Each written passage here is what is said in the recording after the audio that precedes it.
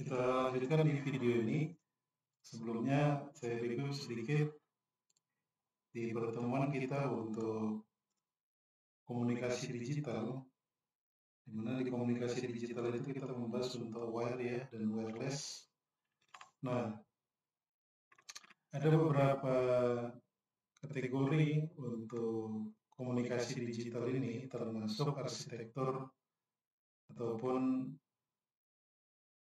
untuk konektivitas dari sebuah network ya. Kita sebelumnya membahas untuk salah satu arsitekturnya yaitu client dan server. Jadi di sini saya review sedikit.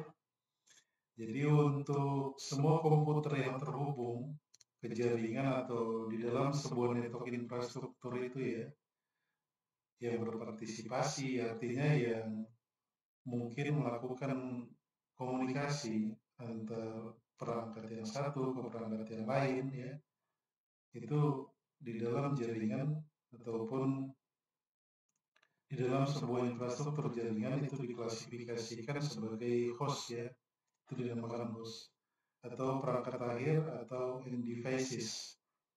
Jadi kalau ada topologi ya, mungkin topologi seperti ini ya. Jadi ada konektivitas yang melewati WAN ya. Kemudian di sini ada misalnya branch ya, ada brand office ya. Kemudian di sini ada head office ya.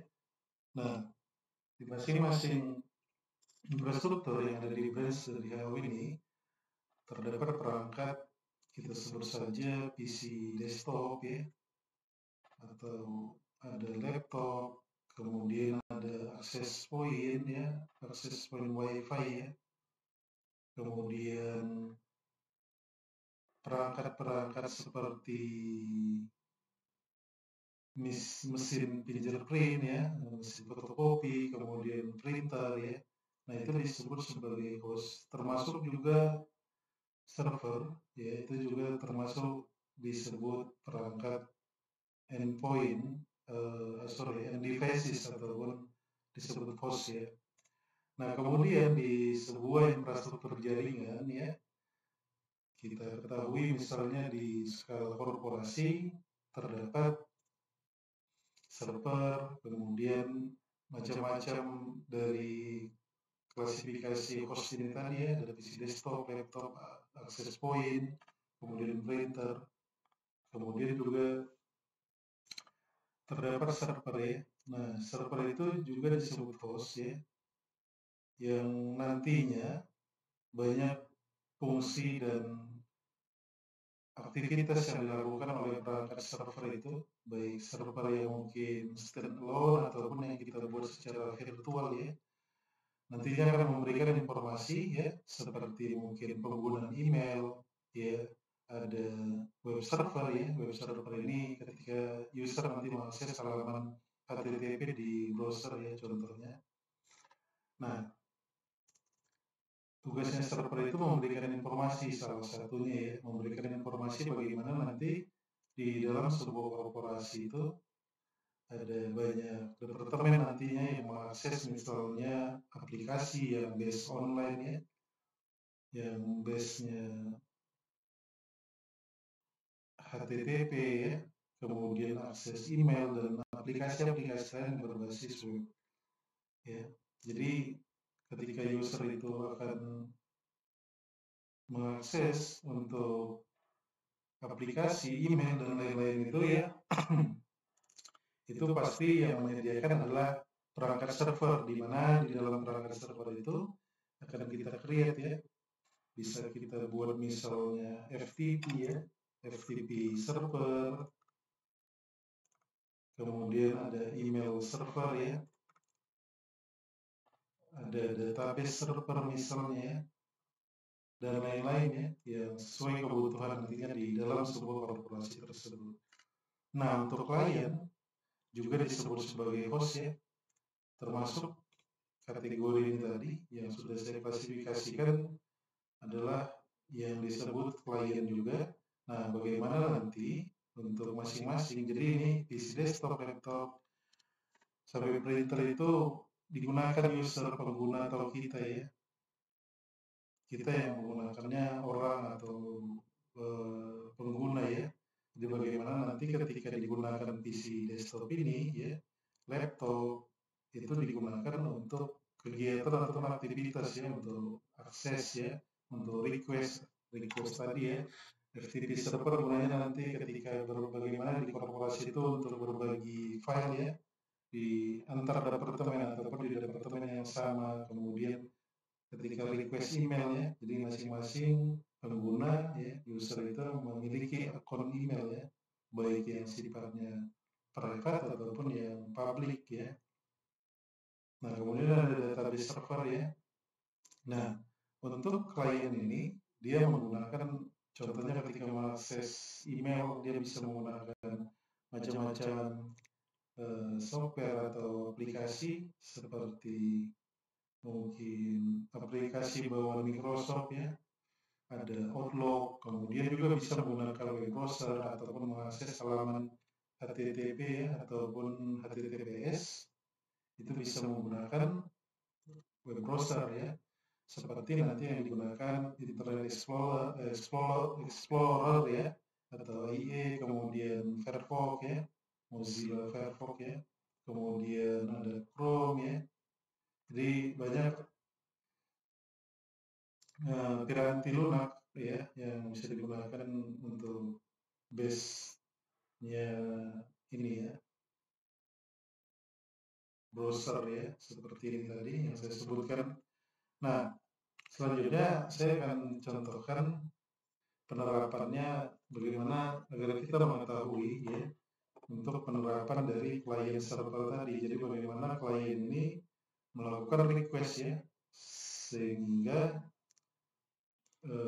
bisa melakukan aktivitas antara klien dan server. Jadi bagaimana nanti klien ini melakukan request ya, bagaimana nanti ya klien ini melakukan request ya,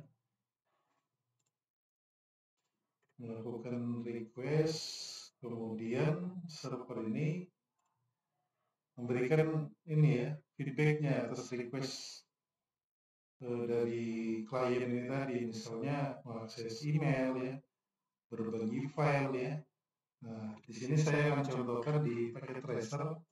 Jadi ketepatan paket tracer ini bisa kita manfaatkan untuk simulasi ya di infrastruktur jaringan paling utama ya, karena perangkat-perangkat tersedia juga banyak yang disediakan oleh paket tracer ini seperti ini ya. Ada router, ada switch ya, ada access point, ada perangkat smartphone, ada perangkat IP phone ya, ada perangkat server yang bisa kita terapkan di paket tracer ini ketika kita melakukan simulasi ya. Nah, jadi di topologi ini ya, saya sudah buat topologinya seperti ini, bisa kita lihat ya. Jadi di sini ada perangkat router, kemudian di bawah perangkat router ini ada switch core-nya ya, yang mendistribusikan nanti. Ini anggap saja masing-masing departemen ya. Ini ada departemen logistik ya, di sini ada departemen finance ya, di sini ada farm servernya. Ini kurang ini satu ya, departemen misalnya sales ya. Ini bisa kita tambahkan di sini. Departemen sales sebagai identifikasinya ya. Jadi saya runutkan satu persatu terlebih dahulu ya.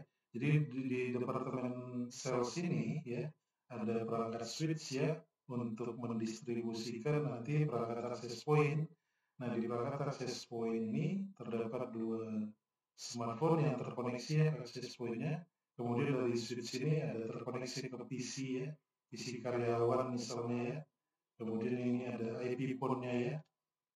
Kemudian ya di departemen logistik itu ada PC user ya, anggap saja karyawan yang ada di departemen logistik itu. Jadi untuk menambah PC ini juga kita bisa tambahkan ya sesuai dengan kebutuhan kita. Nah, kemudian di departemen finance itu ada switch ya. Switch ini terhubung ke PC. untuk misalnya karyawan yang ada di Departemen Finance ini, kemudian ada IP port-nya. Selanjutnya dari router ini ya terhubung ke switch juga. Nah, di sini saya sebut switch farm server ya, itu untuk mendistribusikan yang pertama itu ada web server ya, ada DNS server, ada FTP server, dan ada mail server.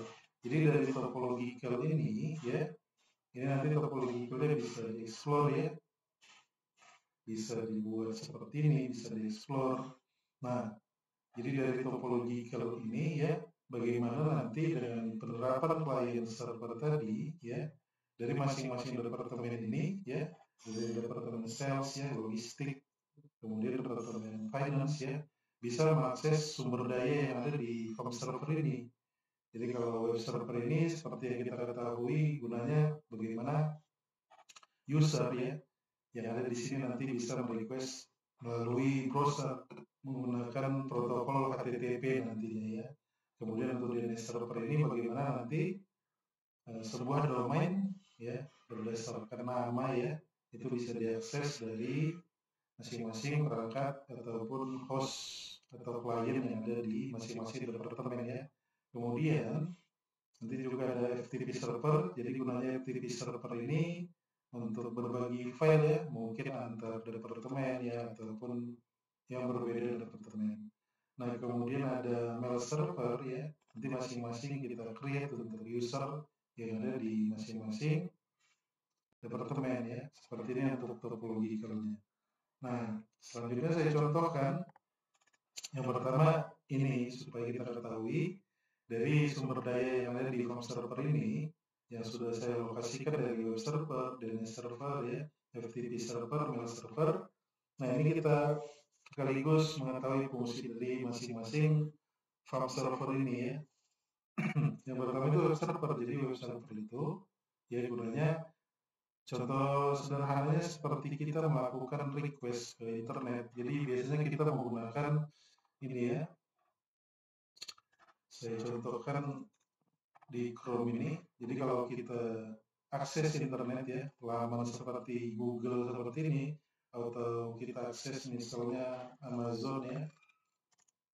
Nah, ini protokol yang kita gunakan itu ya, untuk protokolnya HTTPS ya, port 443, port numbernya ya.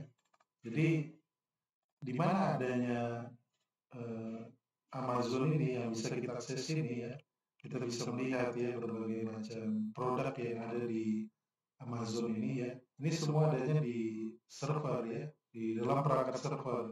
Bagaimana nanti ketika kita request, kita ketik amazon.com ini ya, itu ada apa namanya forward yang kita lakukan ke server, kemudian dari server apa namanya ketika diinstal web server namanya ya web server, sehingga user kita ya bisa mengakses URL ini tadi ya di browser. Jadi ada timbal balik nanti dari server itu ketika kita request ya melalui web server nantinya. Seperti itu ya untuk contoh sederhana. Nah, di sini juga saya praktikan, jadi misalnya dari PCB ini ya, sebelumnya di masing-masing server ini sudah dibuat untuk konfigurasinya ya. Bisa dibuat misalnya kita mau membuat web server, kita masuk ke service ya, kemudian HTTP ya. Nah, ini posisinya on ya, kita on kan. Kalau off ya kita on kan.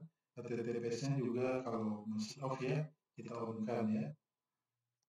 Kemudian kita close. Jadi kita juga bisa merubah untuk laman HTML-nya di sini ya. Disesuaikan ataupun kita bisa explore lagi untuk laman HTML-nya. Jadi untuk IP address-nya itu saya set di sini ya.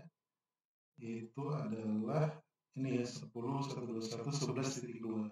Jadi pertama untuk mengujinya ya kita pastikan dulu terlebih dahulu ya kita melakukan ping ya untuk setelahnya kita akan mengakses nantinya 11.2. Nah, untuk statusnya ya ping ini harus reach ya atau replay supaya nanti kita bisa akses. Nah, Kemudian dari host ini ya, di departemen logistik ini, kita bisa buka web browser kita, kemudian kita ketikkan untuk URL-nya. Nah, URL ini 10.121.11.2. Ya, kita belum bisa mengetikkan domain name-nya ya, karena sebelumnya kita harus install dulu nanti DNS sehingga kita bisa akses untuk web servernya berdasarkan domain name ya. Nah, seperti ini ya. Jadi sederhananya seperti ini. Kita bisa explore untuk HTML-nya ya seperti ini. Ada tulisan welcome to course communicating digital content wire and wireless network and devices ya. Jadi sama halnya ketika kita mengakses laman web di internet ya, baik media sosial mungkin, media-media streaming mungkin gitu ya. Jadi seperti itu ada web server yang diinstal di dalam sebuah server masing-masing penyedia itu ya, penyedia YouTube, penyedia media-media sosial ya, penyedia laman web yang kita akses di internet. Nah, untuk bisa kita akses ya menggunakan domain name. Jadi kalau kita akses ke internet itu kan sederhananya kita untuk memudahkan mengingat ya, kita menggunakan misalnya kompas.com gitu ya. Ya. Nah, kompas.com ini adalah sebenarnya IP address ya. Tapi untuk memudahkan user pengguna dirubahlah IP address itu menjadi domain name atau disebut nanti untuk teknologinya domain name system dibuat dengan DNS ya. Nah, di sini juga kita install untuk DNS, server DNS. Kita bisa config untuk DNS-nya ke menu service ya. Ini kita buka, kemudian ke menu services ya, kemudian DNS. Nah, DNS ini ya, ini sudah saya set ya. Tadi saya buat Budi Luhur PTI ACID untuk name-nya ya. Kita bisa sesuaikan dengan kebutuhan kita, misalnya kita buat kompas.com juga bisa gitu ya. Kita buat misalnya nama kita bisa, jadi kita sesuaikan dengan kebutuhan. Nah, di sini untuk terlebih dahulu DNS service-nya ya di on kan. Kemudian untuk name-nya ini sesuai kebutuhan kita. Kemudian untuk type-nya ini kita pilih record ini ya. Kemudian address-nya kita sesuaikan juga sesuai dengan kebutuhan kita ya. Ataupun di IP versi 4 32 bit itu bisa kita gunakan seluruh IP private ya yang ada. Kita pilih salah satu dari kelas A, B, ataupun C ya. Kemudian setelah itu ya, di sini sudah ada. Nanti kalau kita sudah on kan, kita buat name-nya, kemudian kita pilih record, kemudian address ya. Nah, kemudian kita add ya. Ini sudah saya buat. Nah, itu saja ya, cukup. Selanjutnya kita bisa tes di sini ya. Jadi kalau saya sebenarnya sudah set tadi ya, kita tes saja nanti saya disable terlebih dahulu. Jadi kalau kita sudah on kan DNS itu ya, kita pingnya juga bisa menggunakan domain name-nya ya. Tadi Budi PT ID ya. Nah, di sini untuk pingnya sudah reach ya. Kita bisa lihat. Nah, kita akses juga bisa ya. Kita ke web browser ya. Kita ketikkan http Budi Luhur ya. PTI ID. Nah, ya. Kita bisa sudah akses menggunakan domain name-nya. Tapi kalau kita tidak aktifkan atau kita tidak install di sebuah server itu untuk DNS ya, kita juga bisa menggunakan DNS public ya untuk mengakses laman web yang ada di internet. Tapi baiknya DNS-nya kita gunakan atau kita create sendiri ya, baiknya. Misalnya ini saya off-kan ya. Kita tes, biasanya dia ada delay untuk prosesnya itu ya. Ini saya tes dari sini ya, ini masih proses delay sepertinya. Jadi dia masih bisa di ping dari PC ini ya, PTI ACID.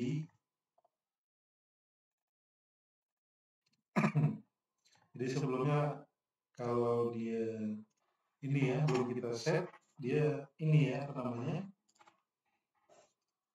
tidak akan bisa untuk ini kita akses melalui laman browser tadi ataupun kita ping menggunakan domain name tadi ya. Oh, DNS service-nya tadi yang saya matikan apa tadi? Kok ini saya matiin? Ini saya matiin juga ya, DNS-nya saya off-kan. Nah, kita verifikasi lagi ya. Body lumpur ACID ya. Jadi kita bisa lihat di sini request remote ya. Nantinya karena sudah kita off-kan, artinya ketika off itu kita tidak menggunakan DNS ya di perangkat kita, jadi kita tidak bisa akses laman web. Tapi kalau kita menggunakan seperti perangkat di umum ya, di WiFi umum ataupun ponsel kita yang terkoneksi dengan Opsel atau operator seluler, itu di perangkat router mereka ataupun di perangkat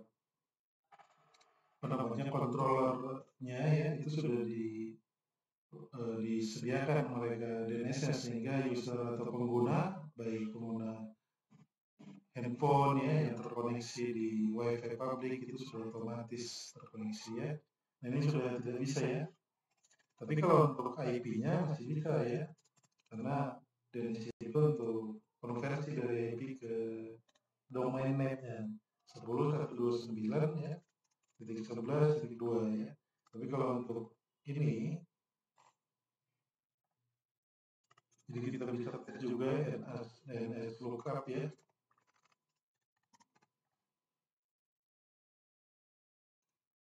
Tersebut misalnya sini ya.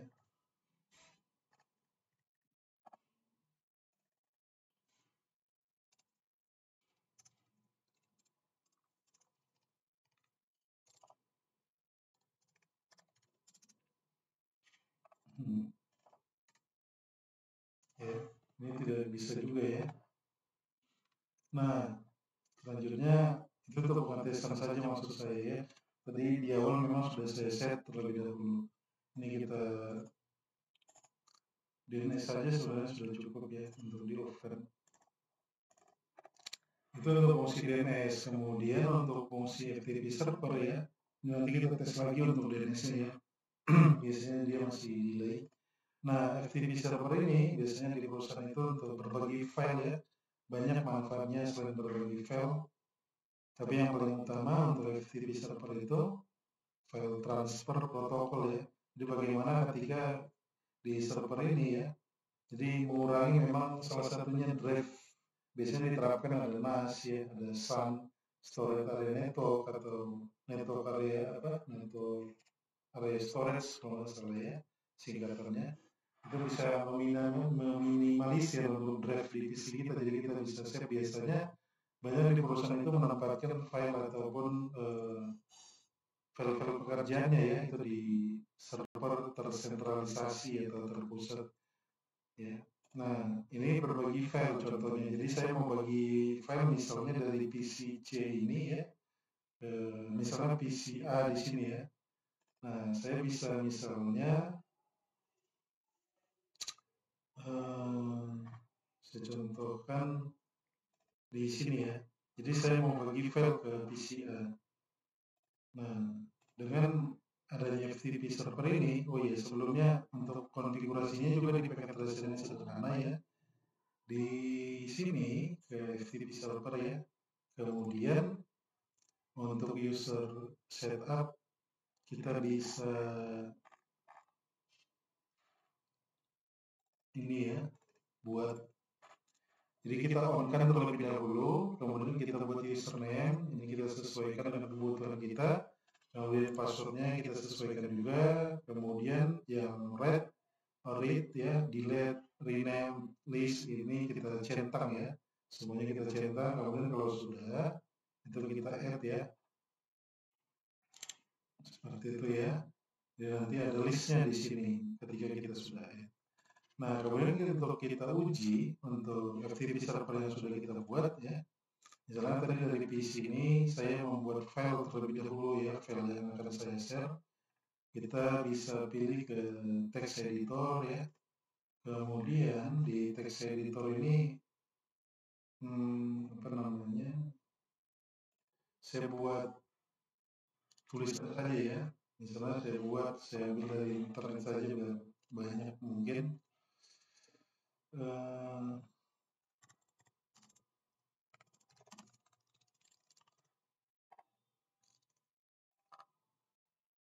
Ini saya ambil tulisan ini ya, the file transfer protocol is a standard communication protocol used for the transfer of computer.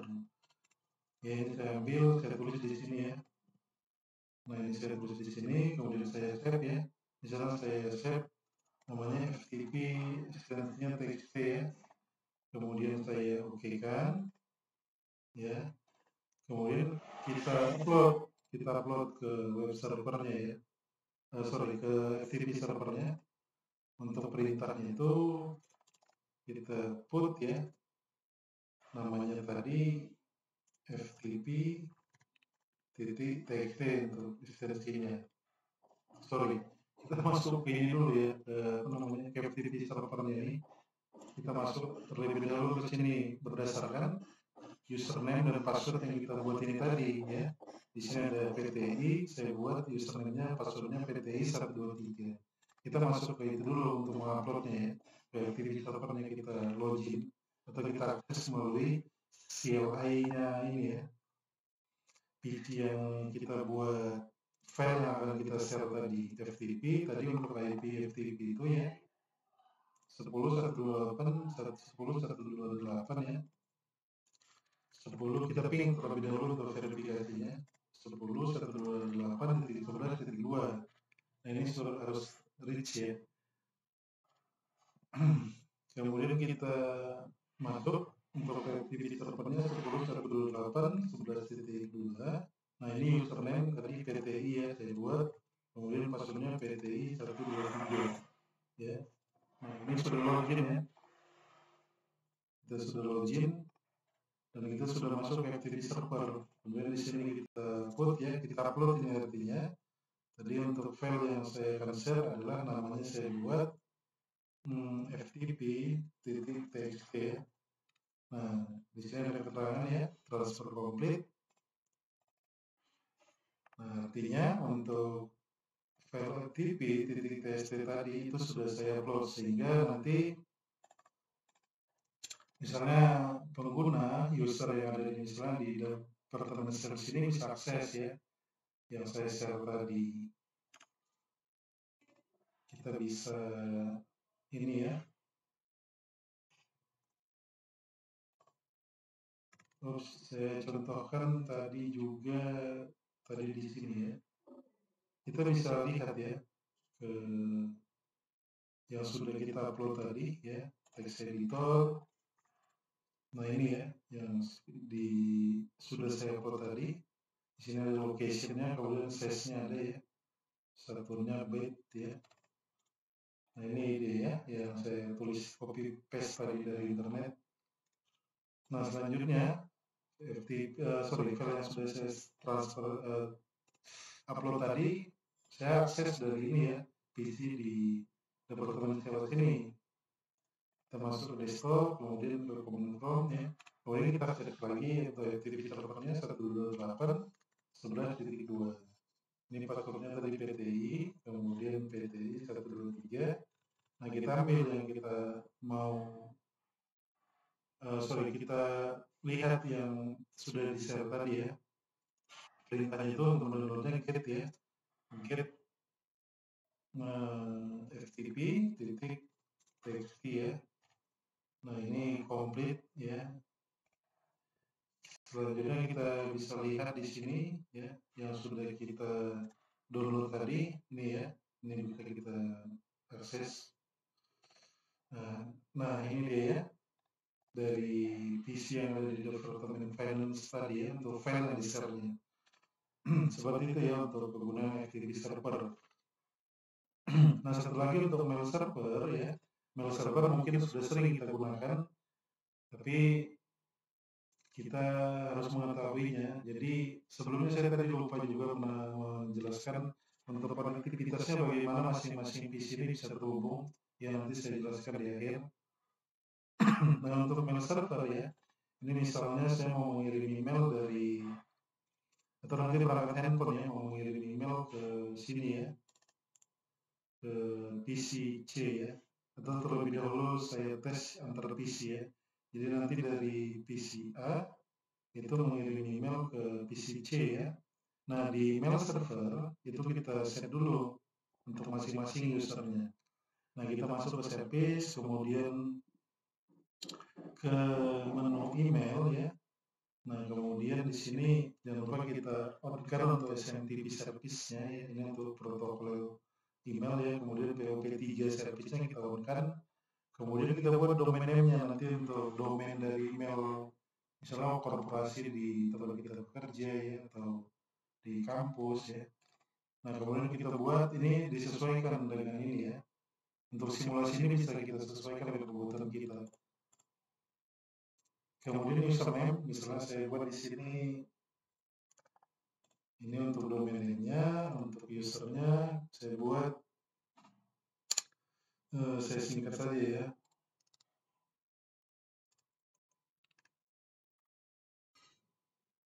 Apa ya? Sebenarnya sudah saya buat ini ya, nggak usah saya buat lagi. Ya usernya itu ini ya HAD, kemudian passwordnya HAD123, kemudian ini ada dah ya, passwordnya dah123.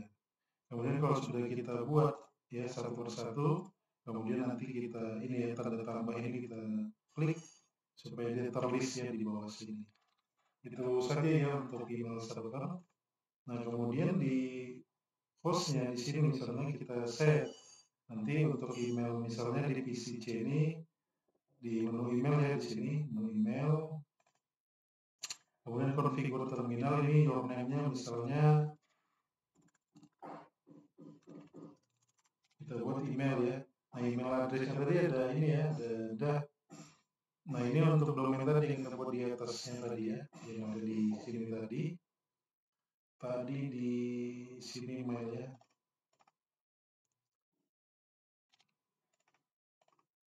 Ini ya untuk domain name ini. Kemudian ada incoming mail server dan outgoing mail server ya. Ini IP address-nya sama, yaitu IP address yang kita lokasikan untuk mail server. Jadi untuk lokasi IP ini saya buat ini ya 10.127.11.2 ya. Ini kita buat ya. Kemudian ini user kita sesuaikan tadi ya, dengan yang kita buat di sini ya. Di sini tadi ya, ini kita sesuaikan ini dah 123 usernya dah ya. Nah ini ya, ini passwordnya. Kemudian kita close saja ya langsung. Nah selanjutnya di sini ya, di sini sudah saya buat juga nih. Saya lihat email, kemudian configure mail. Ini kayaknya sudah saya buat. Di sini saya hapus saja. Nanti saya pindah ya. Configure mail ya. Ini sudah saya buat di sini.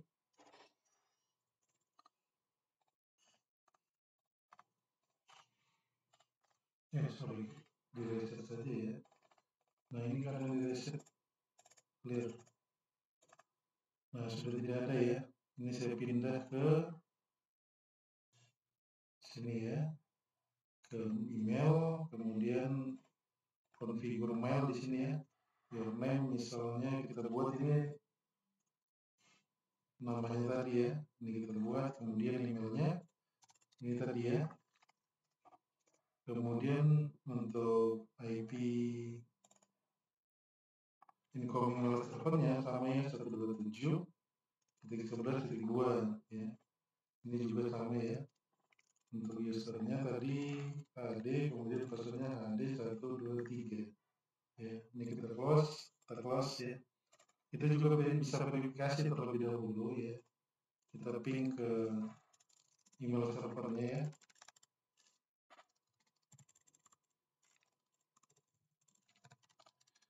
Ping 10.127.11.2 ya. untuk memastikan karena server itu kita terkoneksi tidak gitu ya. Kita harus replay dulu untuk pingnya. Nah ini sudah replay ya. Kemudian dari PCA juga kita verifikasi ping 10.127 11.2 juga sudah replay ya supaya bisa berkomunikasi nanti. Nah di sini selanjutnya saya kirim email ya. Di sini kita bisa klik tadi compose ya. Kemudian usernya yang akan kita kirim tadi ini ya.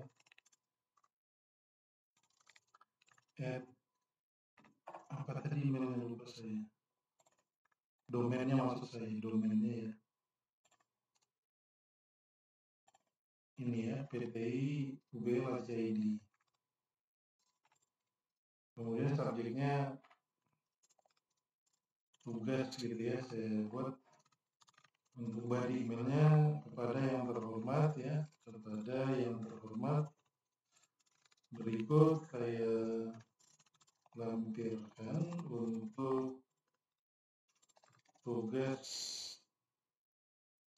yang sudah diselesaikan ya. Terima kasih. Kemudian kita send ya. Ini saya send. Di sini statusnya send sukses ya. Nah, di sini bisa kita lihat apakah sudah diterima ya. Dari email. Nah, kemudian kita lihat di receipt ya. My configuration is invalid. Kok belum ada ya di sini?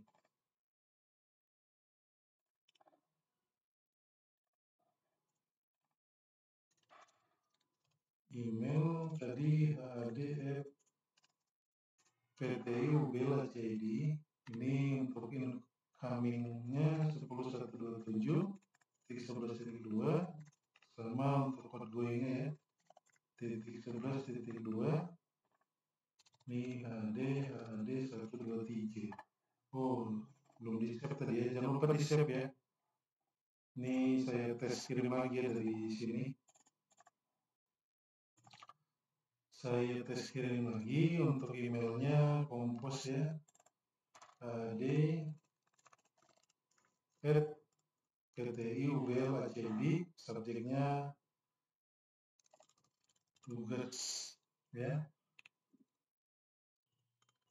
Kepada yang terhormat, berikut saya kirimkan untuk tugas yang sudah diselesaikan. Terima kasih ya. Jadi ibaratnya ada tugas ya yang kita kirimkan ke rekan di apa kita ya, di kantor, di kampus ya. Ini statusnya sudah sukses ya. Di sini bisa kita lihat di PCA tadi yang kita kirimkan ya, di receipt ya. Nah ini kita bisa lihat ada pesan yang sudah kita terima ya. Ini tadi yang saya ketik, berikut saya kirimkan untuk tugas yang sudah diselesaikan. Kita bisa replay juga ya. Kita replay misalnya kepada yang terhormat, untuk tugas yang dikirim sudah saya terima ya. Send. Kemudian bisa kita lihat di PCC ya, di email, kemudian di receipt ya. Ini balasannya untuk tugas yang dikirim sudah saya terima. Ya seperti itu ya untuk web server yang bagaimana untuk server itu yang diinstal ya, berbagai macam seperti web server, DNS server, FTP server, mail server ya, untuk memberikan informasi atau request nantinya dari host ya, seperti PC, laptop, ataupun pengguna kita ya. Sama halnya ketika kita mengakses laman di browser ke internet ya, ke media sosial, ke media streaming, dan lain-lain ya. Nah untuk konfigurasinya ini bisa kita sesuaikan juga ya. Di sini saya buat hanya ini ya, apa namanya, tidak menggunakan routing protokol tapi menggunakan router on a stick ya, di apa namanya, Iya, router stick ya, seperti ini ya, untuk menghubungkan masing-masing server ya, menghubungkan masing-masing server ke PC dan perangkat-perangkat yang ada di ini ya, di apa namanya, infrastruktur ini ya. Jadi begitu untuk penjelasan singkat dan umumnya untuk penerapan client server ya. Silakan ditanyakan kalau ada yang mau ditanyakan ya. Terima kasih. Assalamualaikum warahmatullahi wabarakatuh.